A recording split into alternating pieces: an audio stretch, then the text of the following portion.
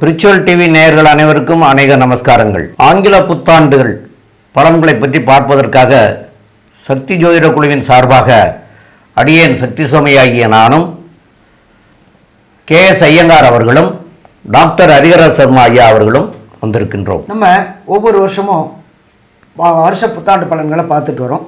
அதேமாரி இப்போ பார்க்க போகிறது இந்த நிகழும் மங்களகரமான சோபகிருது வருஷம் மார்கழி மாதம் 15ஆம் தேதி, அதாவது ஆங்கில தேதி அப்படின்றது 1/1/2024 திங்கட்கிழமை மிட்நைட்டு 12 மணிக்கு புத்தாண்டு பிறக்குது.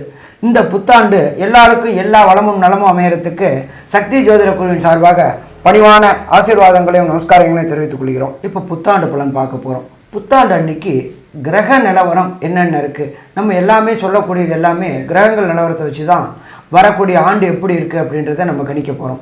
அதே போல் இப்போ பார்க்க போகிறது என்னென்ன கிரகங்கள் என்னென்ன பலன்கள் தரப்போகுது, என்னென்ன பெயர்ச்சிகள் இந்த ஆண்டு இருக்குது அப்படின்றதையும் பார்க்க போகிறோம். அதே போல் நாட்டுக்கு நடக்கக்கூடிய நல்ல பலன்கள், சில வெள்ளம் மற்றும் இயற்கை விபத்துக்கள் எதுவும் இருக்கா அதையும் நம்ம இப்போ ஜோதிடத்தில் பார்க்க போகிறோம்.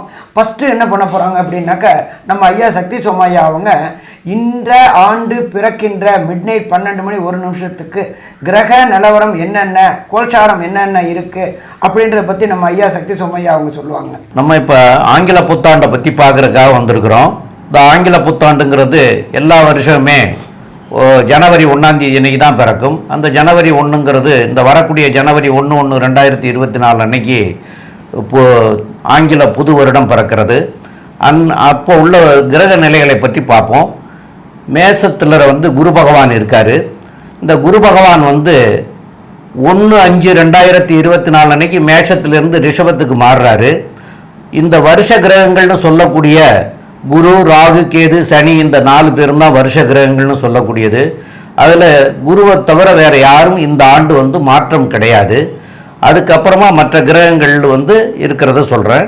கன்னியில் கேதுவும், விருச்சிகத்தில் புதன் சுக்கிர பகவானும், தனுசுல சூரியன் செவ்வாய் பகவானும், கும்பத்தில் ஆட்சி பெற்ற சனி பகவானும், மீனத்தில் ராகு பகவானும் இருக்கிறாங்க.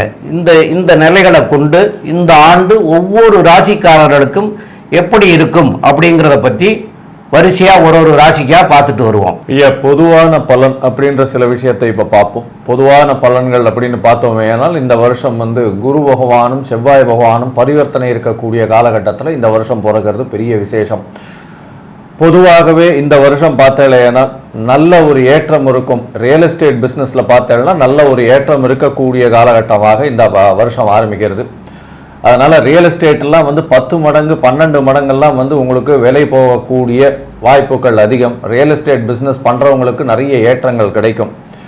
ஆனால் இந்த வருஷம் பார்த்தேனால் உடல் நல குறைவுகள் கொஞ்சம் அதிகமாக வரும். ஏன்னா பிறக்கக்கூடிய கன்னியா லக்னத்தில் கேது பகவான் இருக்கிறதுனாலையும், சமசப்தமத்தில் ராகு பகவான் இருக்கிறதுனாலையும் உடல் நல குறைவுகள் பொதுவாகவே இந்த இந்திய தேசத்தில் இருக்கக்கூடிய வாய்ப்புகள் நிச்சயமாக இருக்கும். மழை வெள்ளம் மிகவும் அதிகமாக இருக்கும். ஏன்னா இந்த காலகட்டத்தில் பார்த்தோம்னா குரு பகவான் அவர் உபயராசிக்கு இருக்கிறவர். உபயராசிக்காரர்னு சொல்லக்கூடிய 9-12க்கு உண்டான காலபுருஷ தத்துவத்தின் 9-12க்கு உண்டான காரகத்துவம் பெற்றவர். அந்த குரு பகவான் நெருப்பு ராசியும் நீர் ராசிக்கும் அதிபதினு சொல்லக்கூடியவர் இந்த வாட்டி நிலராசியில் போய் 1/5க்கு மேலே உட்கார்றதுனால சில பிரச்சனைகள் நெருப்பினாலும் நீரினாலும் வரக்கூடியது மிகவும் அதிகமாக இருக்கும். பயிர்கள் சேதங்கள் அடையக்கூடிய வாய்ப்புகள் மிகவும் உண்டு.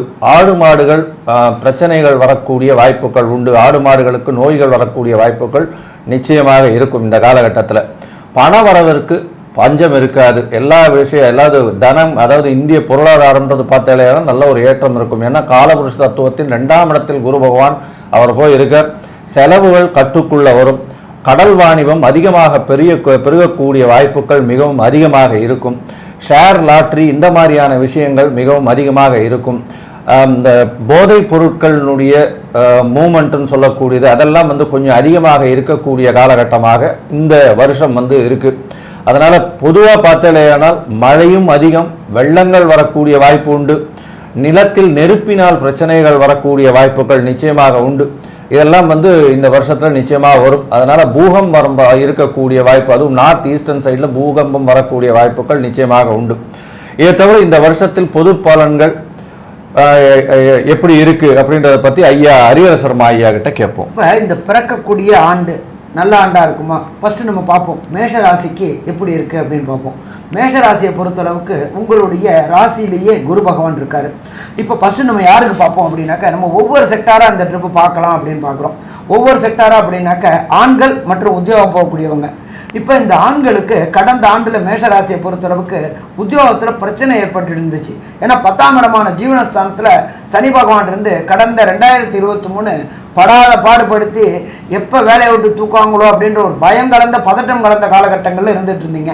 அது எல்லாம் இப்போ விலகி 11ல் சனி பகவான் வந்தது ஒரு நிம்மதி பெருமூச்சு விடக்கூடிய வாய்ப்புகள் இந்த காலகட்டங்களில் மேஷ ராசிக்கு உண்டு. அதே போல் மேஷத்தில் இருக்க குரு பகவான் 5ஆம் பார்வையாக அவருடைய 5ஆம் இடமான சிம்மத்தை பார்க்குறார்.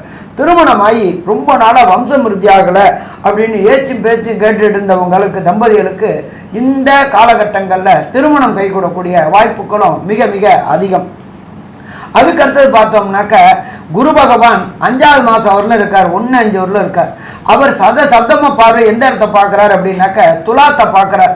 அதே போல் நல்ல லைஃப் பார்ட்னர், ரொம்ப நாளாக நான் திருமணத்துக்கு பார்த்துக்கிட்டே இருக்கேன் சாமி, திருமணம் அமையவே இல்லை அப்படின்னு இருக்கக்கூடிய தம்பதிகளுக்கு இந்த காலகட்டங்களில் திருமண தடையும் தாமதம் விலகி கண்டிப்பாக வீட்டில் கெட்டி மேளம் கிடைக்கக்கூடிய வாய்ப்புகள் உண்டா அப்படின்னாக்க கண்டிப்பாக உண்டுன்னே சொல்லலாம். இதை தவிர 9ஆம் இடம்ன்றது நம்ம ஜோதிட சாஸ்திரத்தில் தகப்பன் ஸ்தானம் அப்படிம்போம். கடந்த ஆண்டுகளை பொறுத்தளவுக்கு தகப்பனுக்கு உடல்நிலையில் சின்ன சின்ன தொந்தரவுகள் இருந்துச்சு.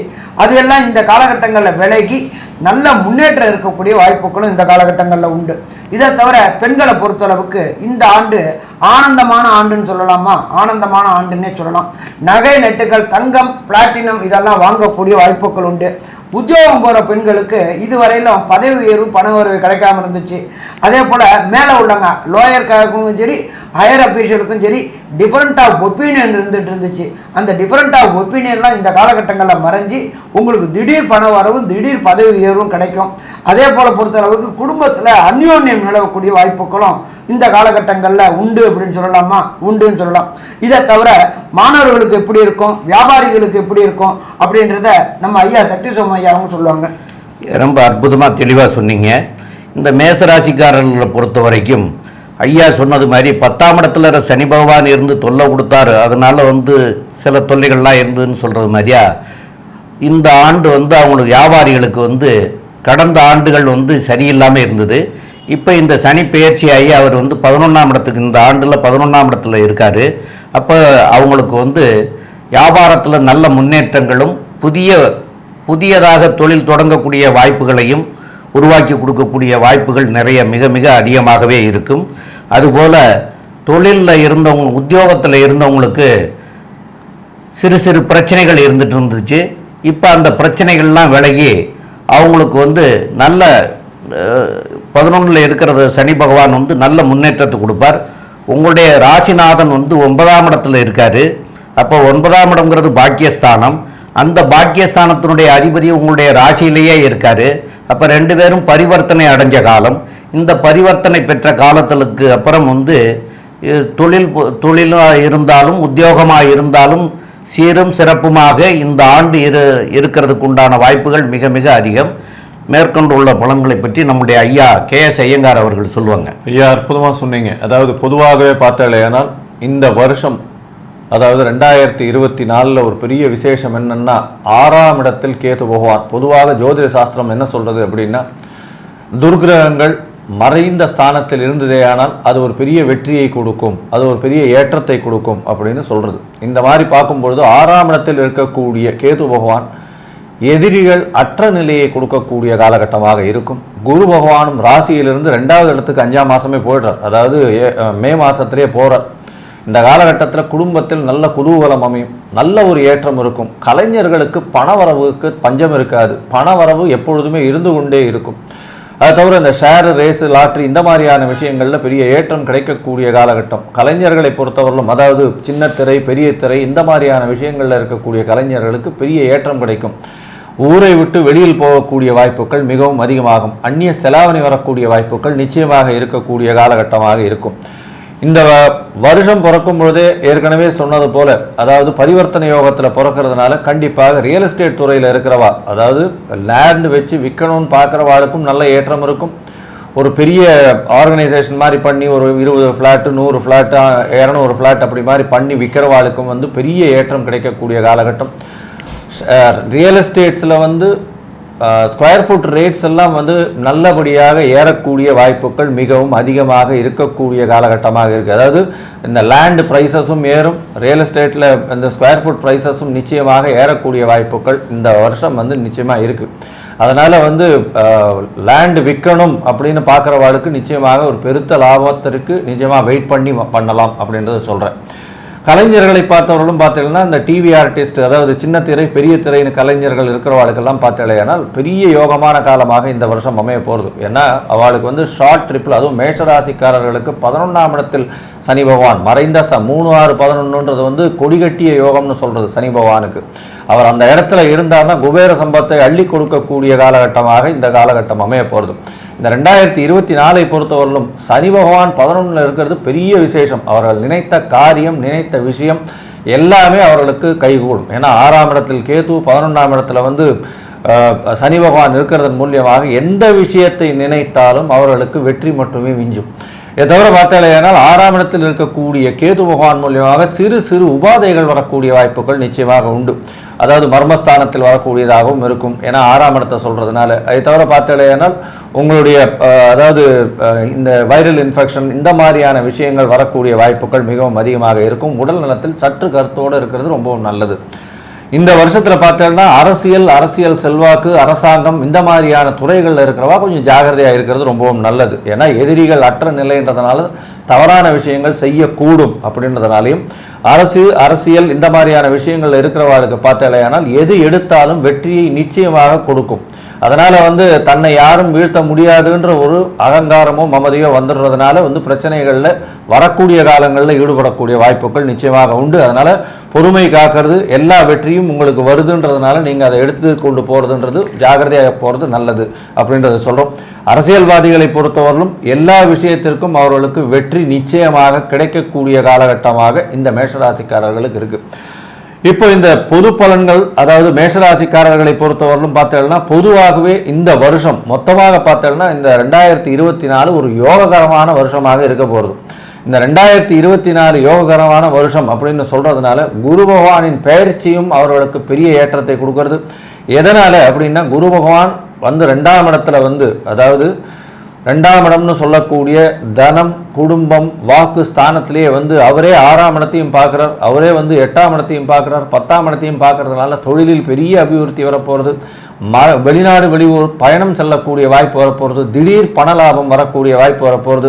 இன்சூரன்ஸு, ரேஸ் இந்த மாதிரியான விஷயங்களில் பெரிய ஏற்றம் கிடைக்கக்கூடிய வாய்ப்புகள் நிச்சயமாக இருக்கும். மறைந்த இடத்திலிருந்து பொருள்கள் வரக்கூடிய வாய்ப்பு, அதாவது அன்அக்கவுண்டட் மணின்னு சொல்லுவாங்க, அதாவது கணக்குக்கு காண்பிக்கப்படாத சில வரவுகள் வரக்கூடிய வாய்ப்புகள் நிச்சயமாக உண்டு அப்படின்றத சொல்கிறேன். மேல்படி இந்த வருஷத்தினுடைய நல்ல பலன்கள் என்னென்ன, சிறு சிறு பிரச்சனையான பலன்கள் என்னென்ன அப்படின்றத மேஷராசிக்கு ஐயா ஹரிஹர சர்மா ஐயா சொல்லுவார். பார்த்தோம்னாக்க இந்த புத்தாண்டு பிறக்கும் பொழுதே ராசியில் குரு இருக்கிறதுனால திடீர் பண வரவுகள் வரக்கூடிய வாய்ப்புகள் மிக மிக அதிகம். அதே போல் சந்தான பாக்கியம் இல்லாதவங்களுக்கு வம்சமிருத்தி வரக்கூடியது, திருமண தடை தாமதம் ஏற்பட்டவர்களுக்கு மொத்தத்தில் பார்த்தோம்னாக்க இந்த மேஷ பொறுத்தளவுக்கு இனிமையான புத்தாண்டாக இருக்குமா, இனிமையான புத்தாண்டாக இருக்கும். திடீர் பண வரவுகளும் சந்தான பாக்கியமும் திருமண தடைகளும் விலகிறதுனால மொத்தத்தில் இந்த மேஷரத்தை பொறுத்தளவுக்கு 100க்கு 100 சொல்லலாமா, 100க்கு 100 சொல்லலாம் அப்படின்றது இந்த சக்தி ஜோதிட குழு சொல்லுது. இந்த சக்தி ஜோதிட குழு நம்புது. நல்லது. நமஸ்காரம்.